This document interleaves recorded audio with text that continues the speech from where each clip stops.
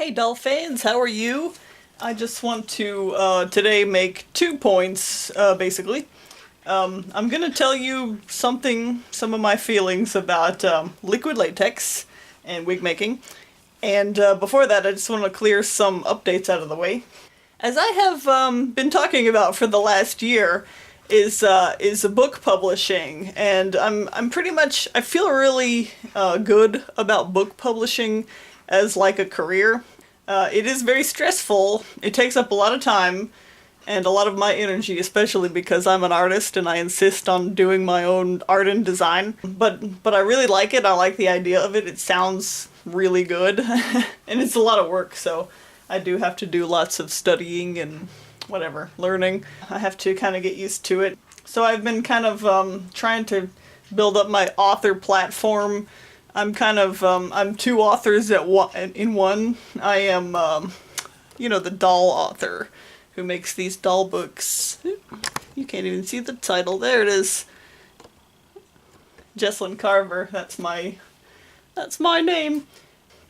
And then I have then I'm another author called J.C. Hardcarver, and that's the author that does the novels. So I've been focusing on that author persona for the last 6 months or something.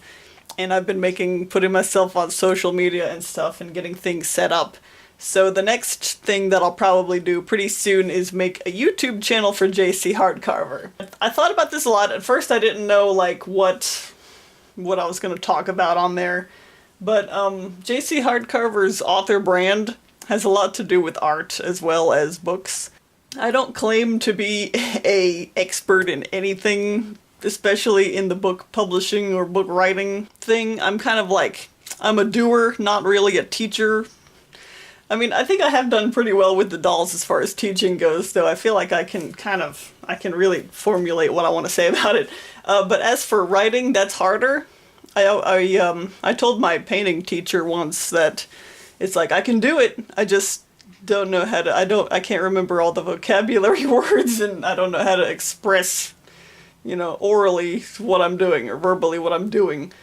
And she says, well, you better learn those vocabulary words because we need to have a common language so we could talk about it. So as far as having an author YouTube channel, the best that I can give you when it comes to talking about writing, at least, is just my feelings, my opinions, and my journey. I can kind of just tell you what I went through.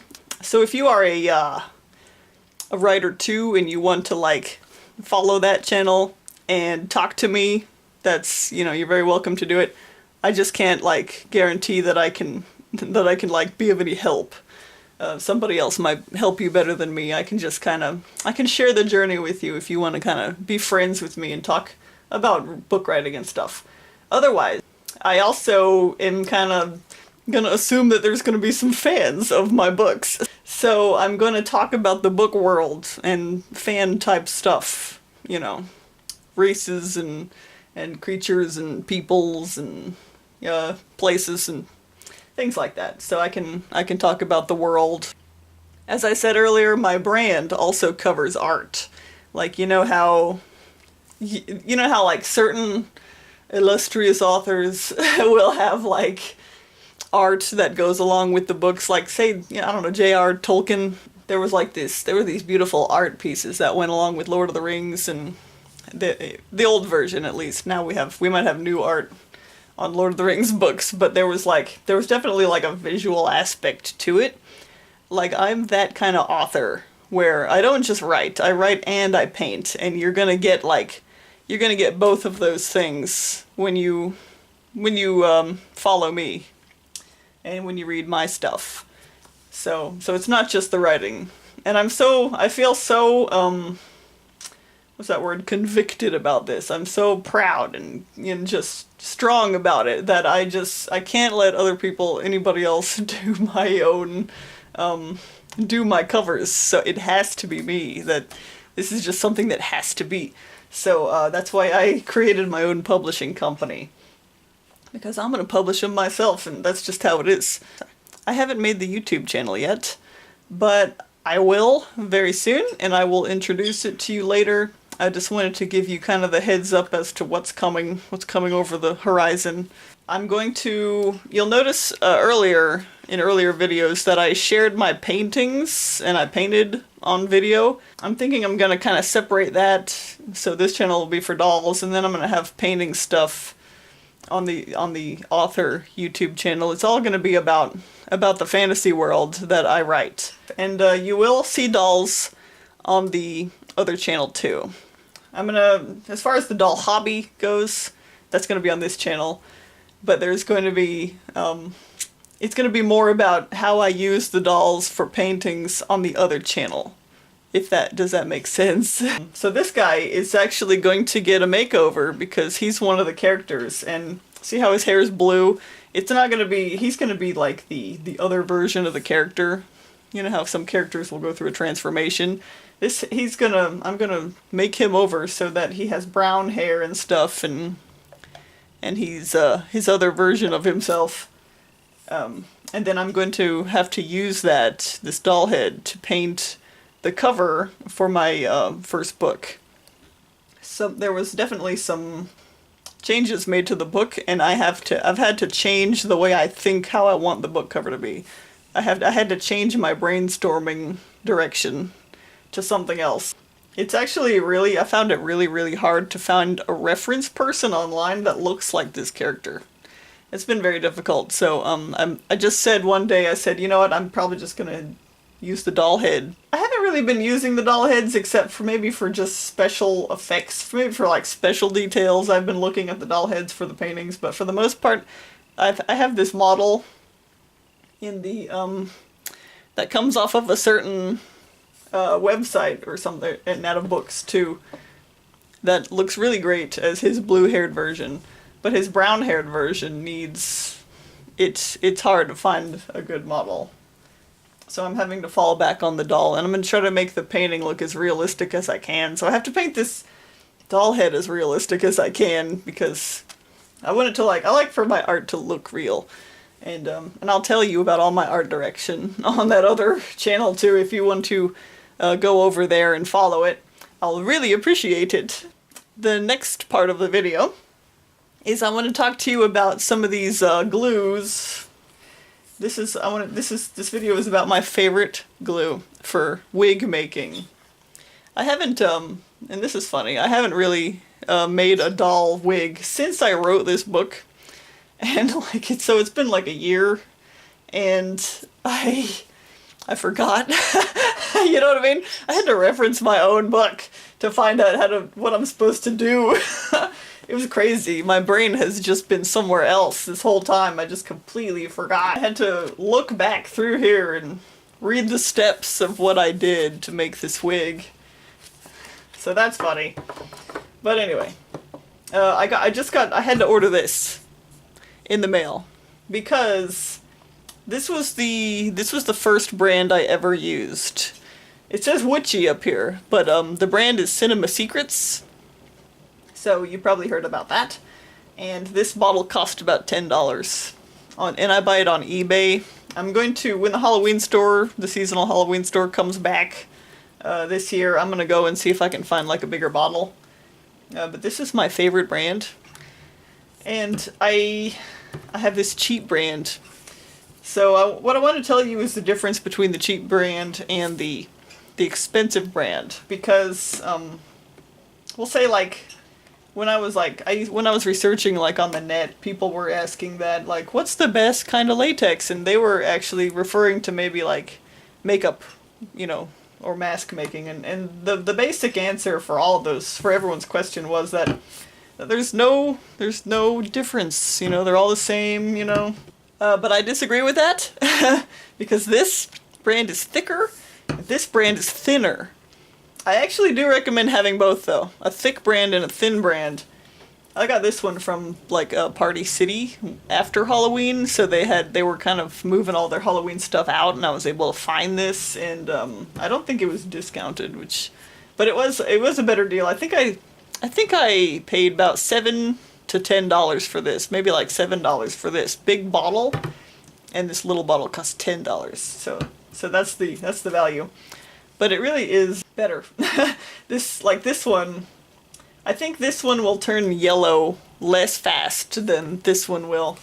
Like look at this. See this goo on the edge? That's some dried latex. And of course this bottle has been sitting out in the sun, and it's been just sitting around in the air and in the elements, so that looks really bad. It probably looks worse than it's gonna look if I had made a wig with it.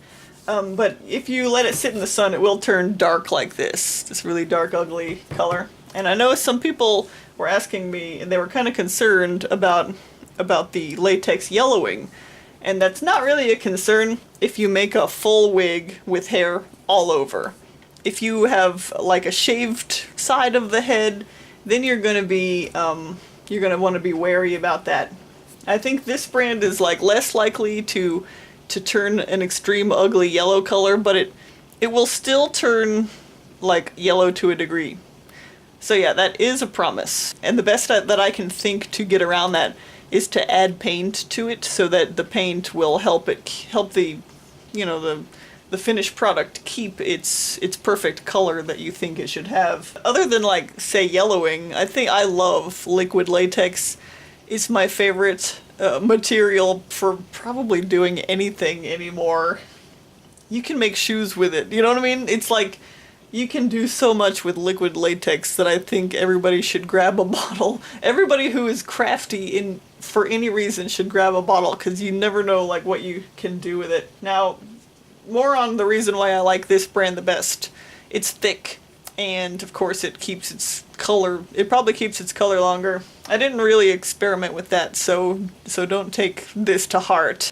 So I don't know how well this is gonna last over the years, because it's only been about a year or something since I started making wigs with it. But it just makes such a nice wig cap. It just makes this nice rubbery wig cap, and the inside of the wig cap will be a little bit tacky, like kind of not slippery. Let's just say that, not slippery. So it kind of it makes for its own kind of grip. And you shouldn't really have to do too much extra to it to make it grip the doll head and stay on there better. It does pretty well on its own.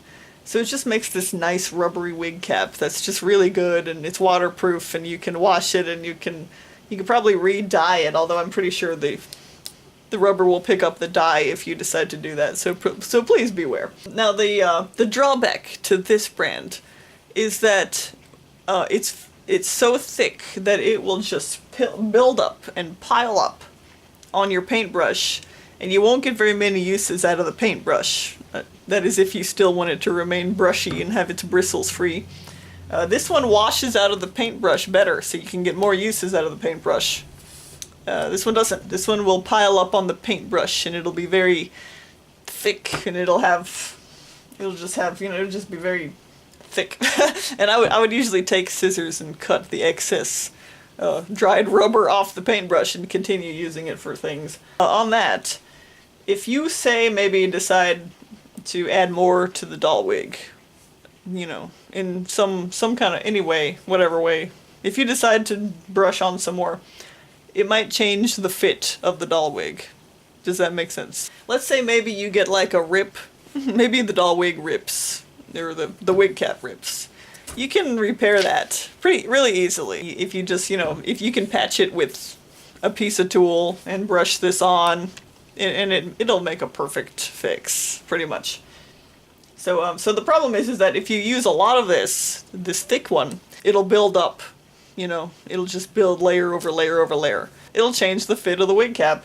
So when it comes to repairs or small little modifications, this one might be good. Because it's so thin, it won't add any more surface, or whatever you call it. It won't build up little mountains. I don't even know how to explain it. This thin one, it makes for a good glue. So if you have to repair it, there you go. You could also use this, but you can water it down maybe. Maybe if you add water. I don't know. I've never done that. I don't promise that that's a good idea. And that's it. I wanted to tell you there is a difference between, say, cheap latex and expensive latex. And this is a good brand. This says Witchy, but you can also get one that says Cinema Secrets, and it looks like the same bottle, except it says Cinema Secrets on it. That's all I have to say, and if you have questions, then please ask. And also, if you know of a better glue that makes a really perfect material for wig cap making, then please let me know, because I'm always interested to hear how I might be able to improve my wigs too. So I want to know. So please let me know. I got this on eBay once again. I got this from a Halloween store, and it was cheap. So that's about it. And here's my book. Read my book if you want to really get lots of info about in-depth explanation and info about wig making, doll wig making. And that's it. I hope you have a great day. And I'll talk to you soon, and I'll tell you about my new YouTube channel once I make it.